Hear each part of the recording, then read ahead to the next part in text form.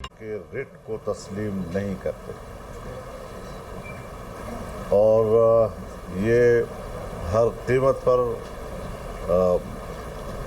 غیر شرعی غیر اسلامی اقدامات کر رہے ہیں۔ افغانستان کے علماء کا بھی یہی فتویٰ ہے، پاکستان کے علماء کا بھی یہی فتویٰ ہے، اور دونوں ممالک کے متفقہ فتووں کے خلاف اگر کوئی نوجوان اسلحہ اٹھاتا ہے اور مسلمانوں کی زندگی کو اجیرن کرتا ہے، لیکن دوسری طرف ریاست بھی عوام کے لیے وہ کردار ادا نہیں کر رہی ہے کہ جہاں ان کے اپنا مسئلہ پیش ہو جاتا ہے تو وہاں رد عمل بھی دیتے ہیں، بھرپور طور پر دیتے ہیں، لیکن عوام کے معاملے پر وہ تماشائی بنے رہتے ہیں۔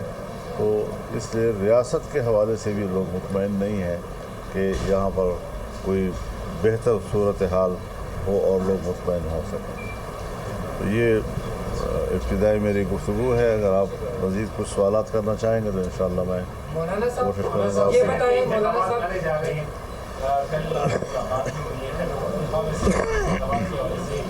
کیا رائے عمل طے کر رہے ہیں اس حوالے سے؟ ان کو کس بات تک یہ دہانی کرائی گئی ہے سینٹ کے انتخابات میں؟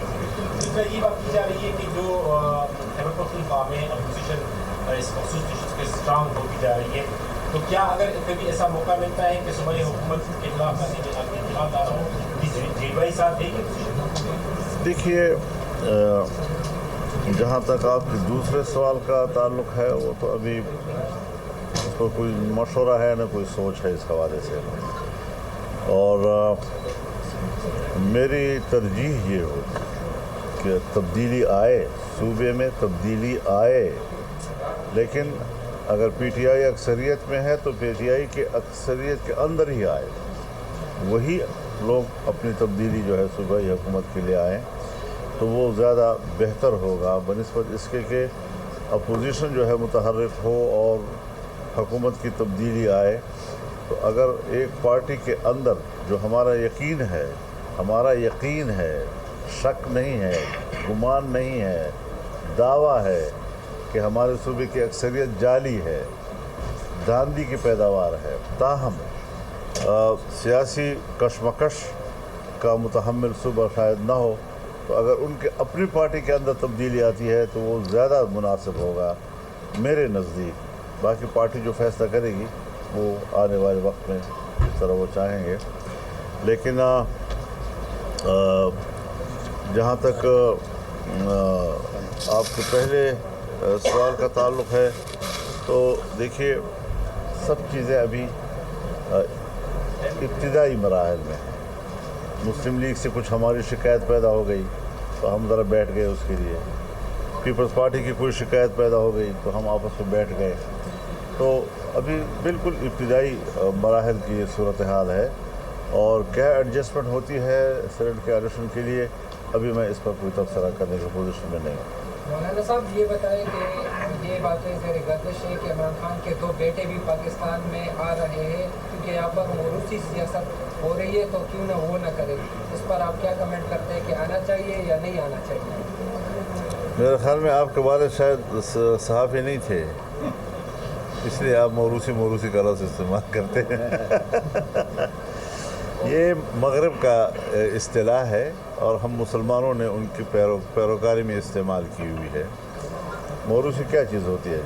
کیا انبیاء نبوت میں موروثی نہیں تھی؟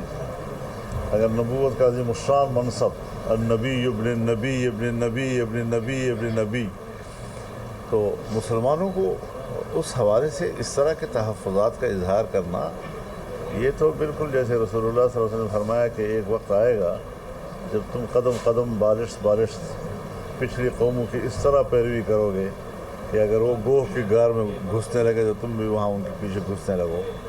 تو صحابہ کرام نے عرض کیا یا رسول اللہ وہ یہود و نصارہ ہوں گے؟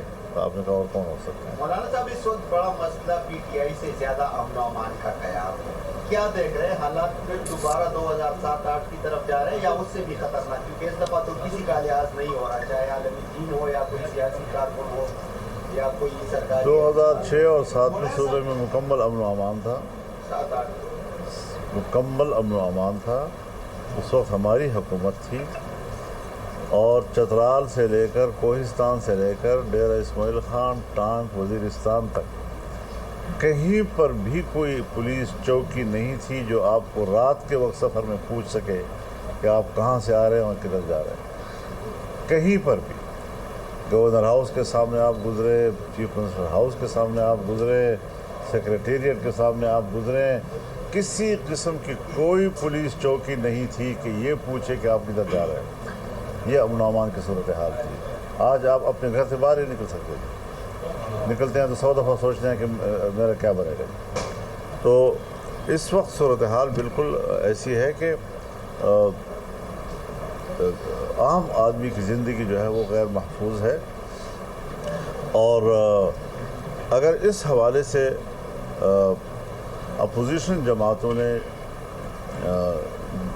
رابطہ کیا, بات چیت کی, تو ہم اس حوالے سے ضرور بات چیت بھی کریں گے. ہم یہ بھی چاہیں گے کہ صوبے میں اس حوالے سے ہم ایک آل پارٹیز کانفرنس بلائیں, تمام دوستوں کے مشورے کے ساتھ اس سارے صورتحال پہ غور کریں اور اس سارے صورتحال سے نمٹنے کے لیے حکمت عملی بنائیں. مولانا صاحب یہ بتائیں کہ یہ ہے کہ کچھ آپ کے خلاف باتیں کرتے ہیں, پھر دوسرے دن آپ کے گھر آتے ہیں, پھر اسی دن آپ ڈال کر صوبے میں اگر تبدیلی آئے گی تو ہم اس کا حصہ لیں گے. کیا کہ صوبے میں اگر تبدیلی آئے گی تو ہم اس کا حصہ نہیں کریں گے. دیکھیے, گزارش یہ ہے کہ پی ٹی آئی اور جمعیت کے درمیان ایک زمانہ بہت تلخ گزرا ہے. ہم اختلاف کو تو ختم نہ کر سکیں شاید, لیکن اختلاف کے ساتھ جو اختلاف کے رویے ہوتے ہیں اس میں نرمی لا سکیں. تو ظاہر ہے کہیں نہ کہیں کسی گوشے سے کوئی تنقید تو ہوتی رہے گی, لیکن ہم تعلقات کو معمول پر لانے, پیپلز پارٹی سے بھی ہمارے اختلاف ہے لیکن کوئی دشمنی نہیں ہے, مسلم لیگ سے بھی اختلاف رائے ہے لیکن کوئی دشمنی تو نہیں ہے, اے این پی سے بھی ہمارا اختلاف رائے ہے لیکن کوئی دشمنی تو نہیں ہے, ملتے جلتے ہیں, احترام کا تعلق ہے. اور پی ٹی آئی سے بھی اب تقریباً وہی صورتحال بن رہی ہے. ہم مل رہے ہیں ایک دوسرے کے ساتھ, ان کے نوجوان آتے ہیں, بیٹھتے ہیں میرے ساتھ, مجھ سے سوالات کرتے ہیں, پوچھتے ہیں, بہت سے مسائل پر وہ اپنا ذہن صاف کرنے کی کوشش کرتے ہیں. تو میرا خیال اس پہلو کو بھی آپ ذرا اجاگر کریں نا. اگر کسی نے تنقید کی اس کو تو آپ اجاگر کر لیتے ہیں, لیکن وہ دوسرے پہلو کو آپ کیوں اجاگر نہیں کر رہے؟ مولانا صاحب, فاٹا کے اوپر آپ کا جو سٹانس تھا, فاٹا مرجر کے اوپر آپ کا ایک الگ موقف تھا. مرجر ہوئی, اب جو ہے وزیر اعظم شہباز شریف نے ایک کمیٹی بنائی ہے جس میں کنونشن اور فاٹا کے جو نمائندے ہیں وہ شامل ہے. ایک آدھ میٹنگ بھی ہوئی ہے. تو اس کو آپ کس طرح دیکھتے ہیں؟ کیا جو آپ کا موقف تھا وہی صحیح تھا جو اب اس طرح ایک اور انہوں نے کمیٹی بنائی ہے کہ مطلب جو جرگہ سسٹم ہے اس کو ایک آئینی اور اس طرح کی شکل دیا جا رہا ہے؟ پھر لوگ بھی جو ہے اس میں کہہ رہے ہیں کہ جو فاٹا مرجر ہے وہ ریورس ہو رہا ہے. تو اس پہ آپ کیا کہیں گے سر؟ ہائے اس زود پشیماں کا پشیماں ہونا, اسی سے آپ اندازہ لگائیں کہ تمام پارٹیاں وہ اس گنگا میں بہہ گئیں کہ فاٹا مرجر پاکستان کے مفاد میں ہے اور یہ ناگزیر ہے, اور ہم چیختے رہے کہ آپ بہت بڑی غلطی کر رہے ہیں. پورے آئین میں ایک آرٹیکل یا شاید 2 وہ فاٹا سے متعلق تھی, ان 2 کو حذف کیا گیا اور پورا آئین کوئی 200 دفعات کے قریب ان پر لاد دیا گیا اور ڈیبیٹ نہیں ہوئی. بغیر ڈیبیٹ کے آئین میں اتنی بڑی ترمیم کی گئی. ایک ہمارا فاٹا علاقہ ہے اور یہ صرف پاکستان میں نہیں ہے, انڈیا میں کشمیر کا یہی سٹیٹس تھا تقریباً جو ہمارے ہاں فاٹا کا تھا. پوری دنیا میں 80 سے زیادہ ممالک وہ ہوں گے کہ جن ملکوں کے اندر مختلف علاقوں کے سٹیٹس مختلف ہیں اور وہ گزارا کر رہے ہیں, اسی سٹیٹس کے تحت وہاں نظام چل رہے ہیں. ہم نے کس کے اشارے پہ کیا, کس کے دباؤ پہ کیا اور ہماری سیاسی جماعتیں کس کے سامنے سرنڈر ہوئیں، مجھے شکایت ہے اپنے بھائیوں سے، اور آج اس کو واپس کرنا ملکی مفاد ٹھہرا۔